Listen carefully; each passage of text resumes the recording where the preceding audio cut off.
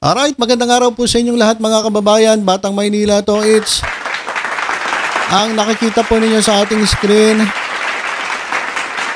Ayan po ang Tibungco Public Market. Diyan po sa Davao City at grabe oh. Anong nangyari dyan?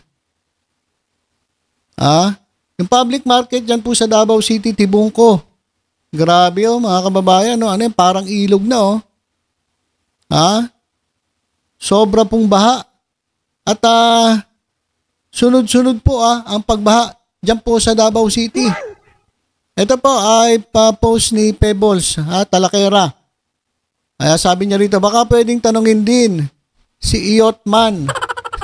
Lalo niyo na kung sino yung sinasabi nilang Iotman. Kung saan dinala yung pondo para sa flood control project. Kinumpara pa ni Pebbles Talakera, mas maganda talaga Iloilo kaysa sa Davao. Mga kababayan, tingnan nyo, grabe oh. Hindi na to normal na baha talagang umaagos Ano nangyari dyan? Okay lang sana yung magbaha yung stagnant yung tubig, pero tingnan nyo, talagang umaagos Delikado po yan mga kababayan. Makakos po yan na aksidente.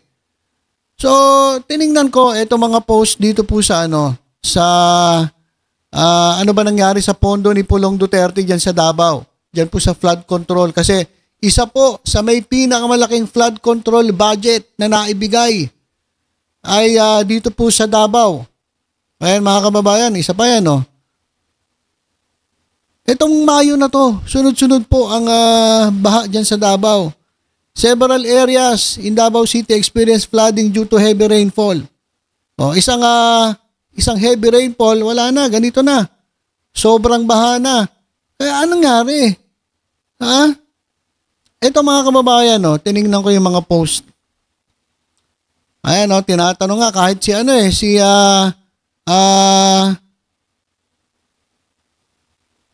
Shell Magno, Attorney Shelo Magno, tinatanong niya yung 51 billion pork barrel ni Pulong Duterte, where na? Ano kaya ang naging output ng 51 billion pork barrel ni Pulong Duterte, lalo na yung mga flood control projects? Ito mga kababayan, tiningnan ko kasi sunod-sunod po ang baha dito sa Davao.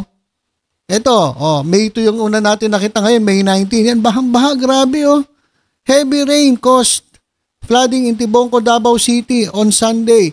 Ayan mga kababayan, ito po nga baha na to. Pumasok na po sa loob, dito po galing yan sa labas sa Tibungco, Davao City. Ito nga yung katanungan, Davao Volunteers Hub, nagtatanong sila, bakit binabaha pa din ang Davao? Alam nyo ba na noong panahon ni Digong, binigyan si Pulong ng 51 billion para sa flood control? Para lang yan sa flood control at para lang sa Davao City, pinakamalaking pondo. Nasaan napunta ang pera? Ayan mga kababayan, at tanong ng ating mga kababayan, nasaan ba napunta ang pondo na yan? Basahin lang natin ibang comments alam na this. Sa bulsa. Asan pa? Di sa bulsa. Ayan binabasa lang natin ito mga kababayan, comment ng ating mga kababayan. Binili ni Pulong ng Shabo. Marami talagang Marami talaga na kilalang-kilala na itong mga Duterte. Binoto nyo lahing Duterte, magdusa kayo. Ayan mga kababayan. Ayan po yung baha dyan po sa Tibungco, Davao City. Ito pa yung mga post. Ang mga nagpo-post dito yung mga kababayan natin na concern na dito sa kababayan natin mga taga Davao. Sa tagal ni Pulong at laki ng flood control budget niya na 51 billion, bakit hanggang ngayon binabaha pa rin ang Davao City? Ayan ang paulit-ulit na tanong ng ating mga kababayan, where did the money go? Saan ba napunta? Sabi ni Representative Jude Asidre, ang tagal nyo nang nakaupo at namumuno dyan, di nyo na solusyonan ang problema ng pagbaha sa inyong lugar. Sabi ni Gutierrez naman, may 51 billion funds na naibigay sa distrito ni Kong Pulong sa loob ng 3 taon. Ano nangyari? Napakalaking amount po ito. For context, 244.6 billion po ang pondo ng flood control in 2024. Para na po sa buong bansa ayon. Pero yung 244 billion sa buong bansa, Sa 244, 51 billion ang naibigay sa distrito ni Kong Pulong Duterte. Ewan ko ba sa mga taong nagbalik sa kanya? Hindi ko maintindihan talaga. Ako, naubusan na ako ng comprehension. Kumbaga, bakit ganon? Bakit kitang-kita nyo na yung ginagawa nitong inyong congressman, pero ibinabalik nyo pa rin sa pwesto? Tingnan nyo. Sabi tuloy ng ating kababayan, magdusa kayo. Ito. Ito pa, bakit sunod-sunod ang baha sa Davao? Kahit walang bagyo, binabaha. Baka susunod maging isang South Philippine Sea na ang Davao. Kahit hindi daw bagyo, kahit walang bagyo, binabaha. Nasaan na ba ang pinakamalaking flood control project ng Pilipinas? Sa Bicol Region, 24.096 billion. Ayan ang budget. Buong region ng Bicol, buong region. Take note, buong region ng Bicol. Pero itong 52 billion pesos, para lang ito dito sa distrito ni Kong Iyot. Grabe mga kababayan. City versus buong region ng Bicol, nasa mga Duterte ang kaba ng flood control at isa pa walang flood control ang kaya ng bagyong Christine. Pero sa Davao, kaunting patak lang, grabe na ang baha.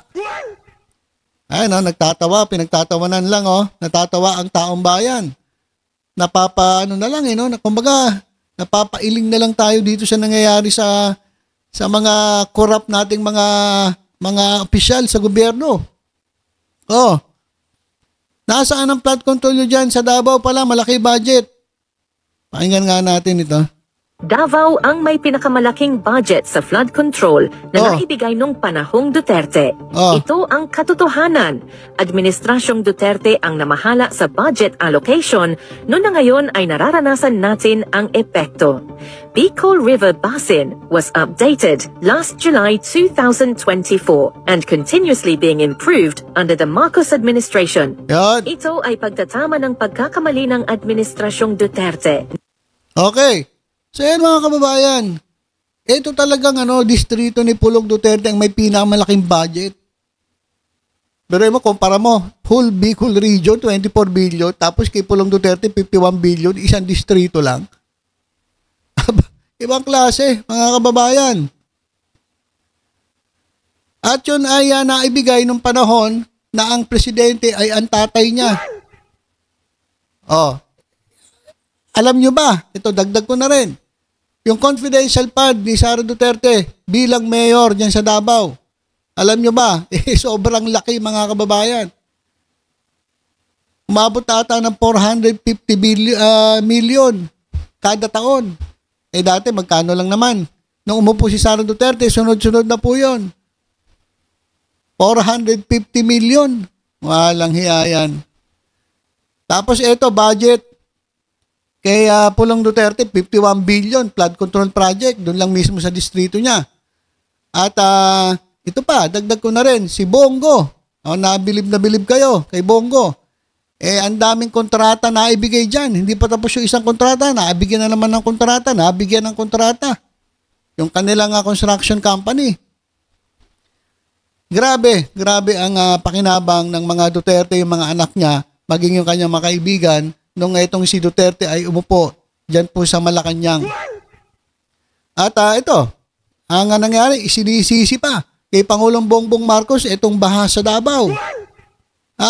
Pakinggan natin itong sinabi ng isang congressman. Yung issue ko kasi doon sa flood control project doon sa Davao, parang hindi naman po yata tama na sisihin mo yung national government sa pagbaha doon sa Davao City. Bakit? Tignan natin, magkakaroon lang po tayo ng brief history. Ilang taon po ba sa panunungkulan ang pamilya Duterte sa Davao City? Kung hindi pa ako nagkakamali, 33 years. At ang alam ko po, ang Davao City, isa sa may pinakamalaking IRA for the Internal Revenue Allotment o ngayon po yung tinatawag na National Tax Allotment. Doon pa lang po sa budget na yon, pwede po nilang pondohan yung flood control project. At bakit may isisisi sa kasalukuyang administrasyon? Ito po, Lumabas na po ito January of this year. Galing po mismo kay Yusek Katrina Cabral ng DPWH. Ang pondo po ng distrito ni Congressman Pulong Duterte last Congress ay umabot po ng 51 billion. Ngayon ang tanong, saan po ba napunta doon? Parte po ba doon ay napunta sa flood control project? Yun naman po yung tanong ko sa kanila. 51 billion, imagine, with that huge amount of public funds, bakit hindi po na-address yung baha sa Davao? So nasaan po? Anong proyekto ang napapuntahan po na sinabing napakalaking pera o pondo ng bayan? So I guess, bago po tayo magturo, dapat tinignan man muna nila, no? Kung ano ang kanilang ginawa para ma-address at ma-resolvehan ang issue po ito. Okay, so yan mga kababayan. Ang dami nang nagtatanong, nasaan na? Nasaan na yung yung pondo na yan? Kasi grabe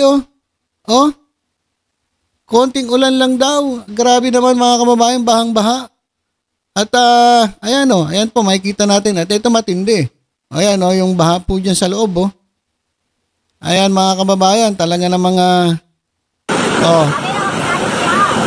ano yan, creek? Public market po yan, sa loob yan Sa loob po yan ng Tibungko Public Market, pero grabe po Ayan, sa mga bumoto kay Kong Iyot, magdusa kayo. Meron kayong choice, meron sana kayong pagpipilian, hindi nyo pinili. Ngayon, magdusa kayo.